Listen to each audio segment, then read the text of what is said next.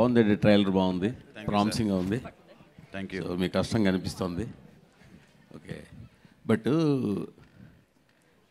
మీకు మేము ప్రొడ్యూసర్ అంతా చాలా ఐక్యంగా ఉంటామంటారు, గిల్డ్ అంటారు, చాలా పెద్ద పెద్ద కబుర్లు అని చెప్తుంటారు. ఈ సినిమా డేట్ మీరు వేసినప్పటికీ మీది సోలో డేట్. తర్వాత దాని మీద వచ్చి టకటక పెద్ద సినిమాలు కావచ్చు, చిన్న సినిమాలు కావచ్చు, లేదో పోనీ మీతో అన్నీ పడ్డాయి. మరి మీ గిల్డ్ ఏం చేస్తున్నట్టు, మీరేం చేస్తున్నట్టు? మేము ఐక్యం కాబట్టి కలిసి వస్తున్నాం కదండి. ఐక్యం కాబట్టి కలిసి వస్తున్నాం కదా. అంటే మిగతా డేట్ ఖాళీ వదిలేస్తారా? అది నన్ను అడగకూడదు. నేను ముందు డేట్ వేసాను, నా మీద వచ్చినా అని అడగాలి ఆ క్వశ్చన్ మీరు. అంటే మీరు అడగాలి కదా. అదే అండి, నాకన్నా మీరు అడగచ్చు కదా. మీరే కదా అడగాలి, గిల్డ్లో మీరు కదా ప్రస్తావించాలి. నన్ను వాళ్ళు అడిగితే నేను చెప్పేవాడిని, అడగనప్పుడు డేట్ వేసినాక నేను అడిగేది ఏముంటుంది ఇక. కానీ సఫరర్ మీదే కదా. ఎందుకు? 12th తెలుస్తుంది సఫరర్ ఎవరు, ఎప్పుడు ఎలా తెలుస్తుంది?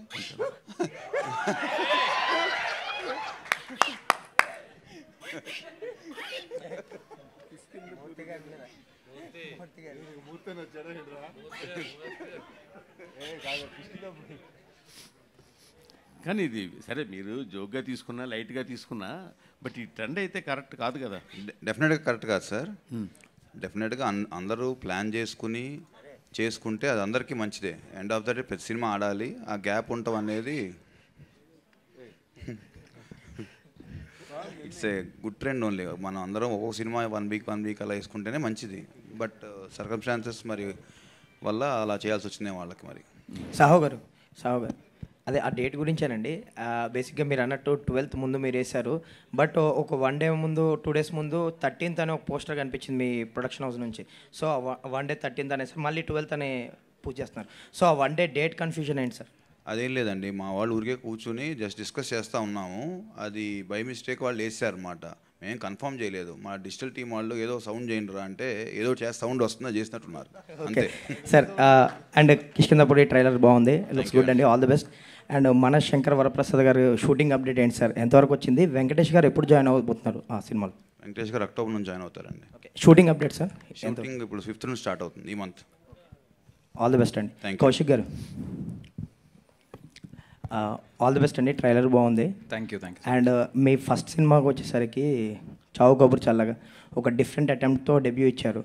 చాలా గ్యాప్ తర్వాత మళ్ళీ ఒక మంచి విజువల్స్తో ఆయన కూడా మంచి ఫ్రీ హ్యాండ్ ఇచ్చినట్టు ఉన్నారు సాహో గారు. ఆ విజువల్స్ చూస్తుంటే అవి తెలుస్తుంది కంప్లీట్లీ. సో అండ్ ఈ జానర్కి వచ్చేసరికి బేసిక్గా ఎంత మీరు మ్యాజిక్ చేసినా ఒక చిన్న రెగ్యులర్గా అనిపిస్తుంది.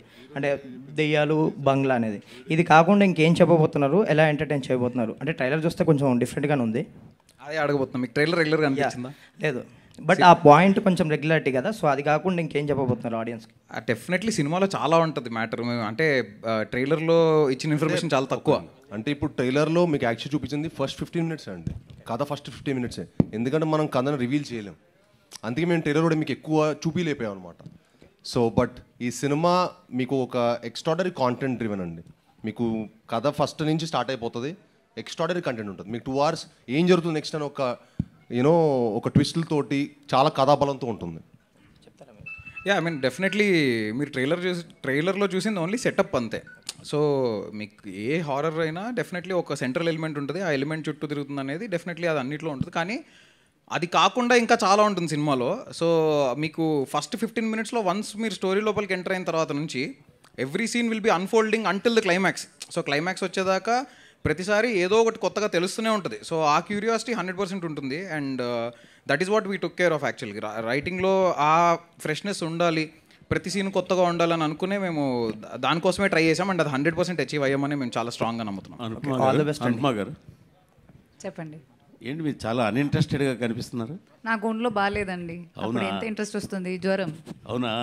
అయ్యో, అదే ఏంటి వచ్చిన దగ్గర చూస్తుంటే మీరు చాలా అన్ఇంట్రెస్టెడ్గా కనిపిస్తున్నారు. అదే జ్వరం అండి. సో నాకు ఒంట్లో బాగాలేదు, కానీ మన సినిమా కదా, ప్రమోట్ చేయాలి కదా అని వచ్చేసాను.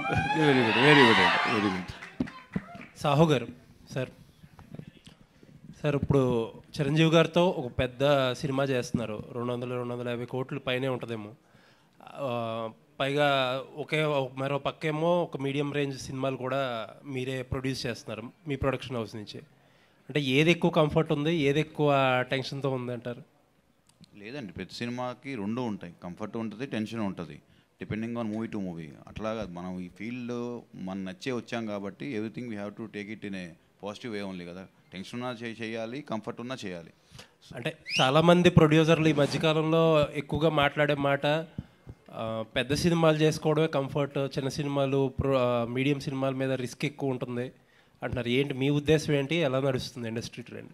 అది ఏంటంటే కొంచెం ఈ లాస్ట్ 6 months నుంచి ఓటీటీ ప్రాబ్లం వల్ల ఆ ఫీలింగ్ అయితే ఉందండి. బట్ డెఫినెట్గా మన బడ్జెట్స్ కానీ అన్ని కంట్రోల్లో చేసుకుంటే డెఫినెట్గా any project is safe project. And ఇంకొకటి నాకు తెలిసిన విషయం ఏంటంటే భైరవ్ ఆయన ప్రీవియస్ ఫిలిం కంటే కూడా కంట్రోల్డ్ బడ్జెట్లో చేశానని తెలిసింది. అంటే మన కథకి ఏదైతే కావాలో అది మనం చేసామండి. భైరవంలో ఐ థింక్ 3 హీరోస్ ఉన్నారు, ఆ కథ సెటప్ అంతా వేరు, మన సెటప్ అంతా వేరు. మన సెటప్కి ఎంత కావాలో that we spend. All the best. Sai